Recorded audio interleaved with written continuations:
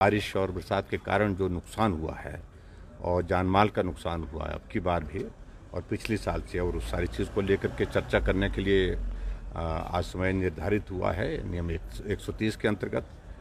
और इसके साथ साथ में जो और भी मुद्दे हैं जिन मुद्दों को लेकर के हमने अपनी स्ट्रेटजी बनाई है, और निश्चित रूप से उन सारे मुद्दों को लेकर के हम चर्चा करेंगे। कानून व्यवस्था बहुत बड़ा विषय है।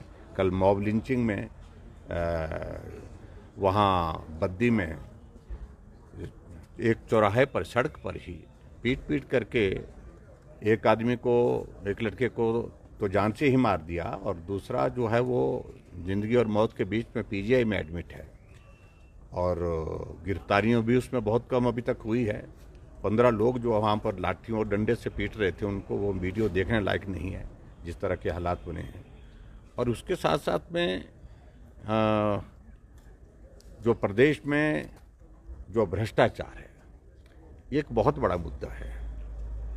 और कोई महकमा ऐसा नहीं रह गया जहां पर बड़े पैमाने पर, व्यापक स्तर पर, और कुछ जगह राजनेता, कुछ जगह अधिकारी इन सारी चीज़ों में इन्वॉल्व हैं, जो चिंता का विषय है। और ऐसे सारी बातों को लेकर के बाकी राजनीतिक मुद्दे तो है ही हैं, जो कमिटमेंट्स इन्होंने की थी, जो गारंटी इन्होंने दी थी, उन गारंटियों पर तो हम बात करेंगे ही करेंगे। एक एक गारंटी से अपने आप ही मुकर गए। हम पहले ही कह चुके थे इस बारे में कि 10 जन्म में भी कांग्रेस इन गारंटियों को पूरा नहीं कर पाएगी। हमारी बात कही हुई गलत नहीं थी, और आज उन्हीं बातों से मुकर रहे हैं। हालात नहीं है। अगर हालात नहीं है तो कमिटमेंट क्यों किए? चुनाव से पहले आप झूठ बोल करके लोगों को गुमराह करके जो है सत्ता हासिल करने के लिए, कुर्सी हासिल करने के लिए कुछ भी बोलते रहो, और उसके बाद सत्ता आ जाती है, कुर्सी आ जाती है, उसके बाद आप मुकरते जाओ कि भाई आज की हालात नहीं है, आर्थिक स्थिति नहीं है। कर्मचारी आज महसूस कर रहे हैं कि भारतीय जनता पार्टी की सरकार के दौरान जो मांगा गया वो दिया गया। एरियर्स उनके दिए गए, डीए की किस्तें उनकी अदा की गई, मेडिकल रिम्बर्समेंट के सारे जो पेंडिंग बिल्स थे उस पर पेमेंट की गई उनको। और आज ना उनको मेडिकल रिम्बर्समेंट मिल पा रही है, ना डीए मिल रही है। यहाँ तक कि नौबत यहाँ तक आ गई है कि समय पर तनख्वाह देने के लाले पड़ गए। तो इन तमाम मुद्दों को लेकर के आज जो मुख्यमंत्री इन सारी बातों को लेकर के जवाब दो। जो मुख्यमंत्री कहते थे हम कर्मचारी हितैषी, आज ये उनके खिलाफ नारे लगाने वाले कौन लोग हैं?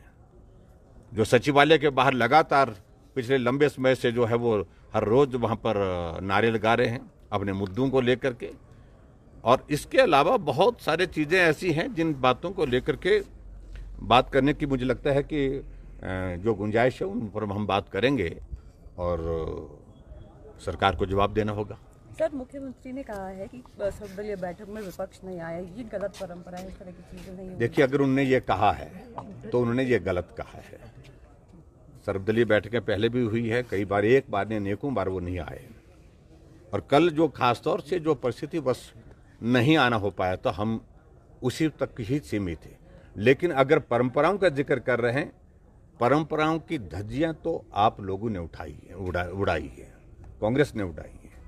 इस बात को लेकर के बड़ा स्पष्ट रहें सरकार के। और मुझे इस बात को लेकर के, हम विधानसभा के अध्यक्ष के बारे में सम्मान रखते हैं उनके प्रति, लेकिन एक बात, विधानसभा के अंदर अध्यक्ष महोदय जो कहें, जिस तरह का निर्णय करें, उस पर हम बहुत ज्यादा नहीं बोलते। वो बात वहीं खत्म होनी चाहिए, और खत्म होती भी है, और हमने खत्म की भी।